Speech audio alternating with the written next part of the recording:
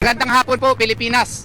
Ako po si Atty. Israelito Torreon. I filed today, this afternoon, a petition for certiorari prohibition with prayer for preliminary injunction and TRO and mandatory injunction as against the respondents in this case. As you can see, Honorable Lucas Bersamin in his capacity as Executive Secretary, Honorable Jesus Crispin Rimulya, Honorable John Vic Rimulya, and Police General Romil Francisco Marbil, Honorable Police Major General Nicolas Torre, and Honorable Mendrado Guevara, Honorable Norban Tansinco of the Bureau of Immigration, Honorable Enrique Manalo in his capacity as Secretary of Foreign Affairs, General Romeo S. Browner in his capacity as Chief of Staff of the Armed Forces of the Philippines. Essentially, what is this petition all about? This is a petition which calls for the respondents to cease from cooperating with the International Criminal Court. On what ground? On the ground based itself on the Rome Statute, Article 127, Paragraph 2, which states that after we have withdrawn from the Rome Statute, Philippines is no longer under the jurisdiction of the ICC. If you note, we already filed our note verbal and, as a matter of fact, our written notice to the United Nations that we are no longer a party to the International Criminal Court as early as March 17 of 2018, and such withdrawal became effective on March 17 of 2019. Under Article 127, Paragraph 2 of the Rome Statute, it states that only matters which are under consideration by the ICC, which creates the probability that the ICC may retain its jurisdiction.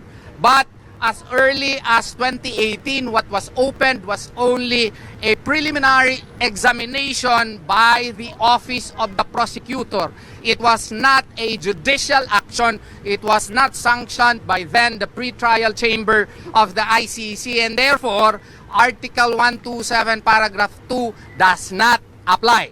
And therefore, the Philippine government should no longer cooperate with the International Criminal Court, and all the actions, therefore, of the respondent are null and void, and we call upon the Philippine government to stick with the law, with the rule of law, that since the Philippines is no longer a party to the International Criminal Court, then it has no business anymore cooperating with such body, including the international police, Interpol. So that is our prayer, and in the interim, we are requesting, we are earnestly praying to the Honorable Supreme Court to grant us a temporary restraining order, restraining the Philippine government, the respondents from cooperating with the ICC, and to release outright from custody our beloved former President Rodrigo Duterte, on the ground that his detention now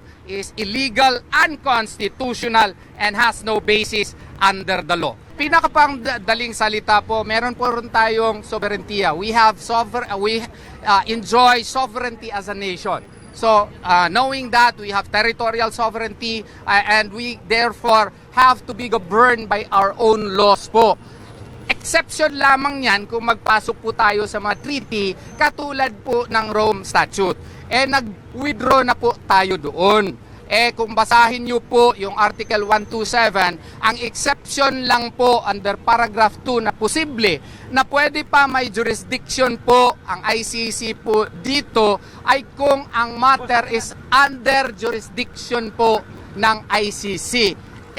Hindi na po under consideration po kasi po noong 2018 ang ginawa po ay Office of Prosecutor lang po ang nag-conduct ng preliminary examination. Hindi po yun pre-trial chamber, hindi po yun korte ng ICC.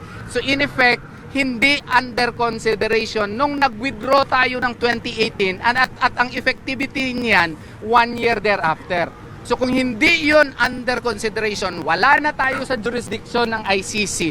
So kung mag-issue man ng warrant yung ICC, dapat hindi na mag-cooperate po yung gobyerno natin. Yun po ang paliwanag ko po. Yan ang nakasaad dito essentially, dito sa ating petition. 94 pages petition po ito. We were only informed about this yesterday. We had no sleep, no? and we have to prepare this for our country and for our beloved President and for Senator Bato dela Rosa likewise. Kaya nga dumulog tayo sa Korte Suprema kasi habang nasa bansa pa si Presidente Duterte, meron pang kapangyarihan ng ating Korte Suprema na mag-issue ng TRO at orderan po yung mga respondents, so huwag kayo makialam dyan at huwag na kayong mag-cooperate dyan. Kasi hindi na po tayo sakop ng ICC. Nag-withdraw na tayo dyan. Bakit kayo makipag-cooperate dyan? Gano'ng kabilis po na ma-implement, sir, yun? It really depends upon the Supreme Court. We are praying, we are on our bended knees to the Supreme Court to assert our national sovereignty and as our power and independence as a country and as a nation. Paano, sir, how this affects, sir, pag kunya baka mamaya dadalhin dyan. Kaya nga dumulog tayo sa Korte Suprema kasi habang nasa bansa pa si Presidente Duterte, meron pang kapangyarihan ng ating Korte Suprema na mag-issue ng TRO at orderan po yung mga respondents, so huwag kayo makialam dyan at huwag na kayong mag-cooperate dyan. Kasi hindi na po tayo sakop ng ICC. Nag-withdraw na tayo dyan. Bakit kayo makipag-cooperate dyan? Gano'ng kabilis po na ma-implement, sir, yun? It really depends upon the Supreme Court. We are praying, we are on our bended knees to the Supreme Court to assert our national sovereignty and as our power and independence as a country and as a nation. Okay. Yes po.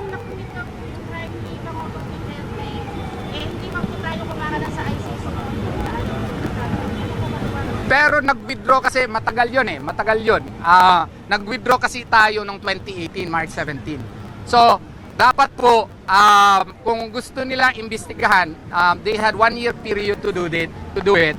And they should have secured the necessary order from the pre-trial chamber in order for the issuance of the proper warrant of arrest. Nag-expire na po yun. So therefore, yun po ang ating stand po na wala na pong jurisdiction yung ICC. Meron naman tayong mga korte dito sa Pilipinas. Ang korte natin ay existing. Ito po ang ating system of justice is well working. So if there are complaints to be filed against PRRD or Senator Bato, then they can file in our country. We should be able to obtain justice within our territory and not by other personalities or entities which are far from us and who do not know us, na hindi man lang tayo kilala. Yun po. So maraming salamat po sa inyong panahon na binigay sa akin. Nagkataon lang na kanina sa kaguluhan, hindi ako nakapasok sa Camp Villamor.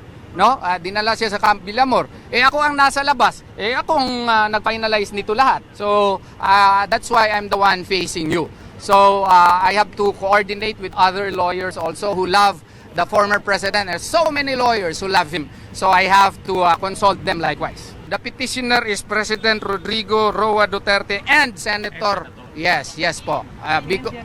Dalawa po sila dito sa petition na ito. Okay? I had a discussion with him last night and I did not know, even until now I have not seen the warrant of arrest. And we coordinated for him to sign the verification, and he signed the verification in collaboration, working hand in hand with my associates in Davao City, because I was still in Hong Kong yesterday. He is one of those being investigated, so that is why we are also filing this for him, because he is actually my client. He is my principal client. And it's only today that we decided to include, and President Rodrigo Duterte is likewise included in the petition. So, knowing that he is involved in the investigation and we are questioning the continued cooperation of the Philippine government with the ICC, so he is a petitioner likewise in this case. That I do not know exactly where he is.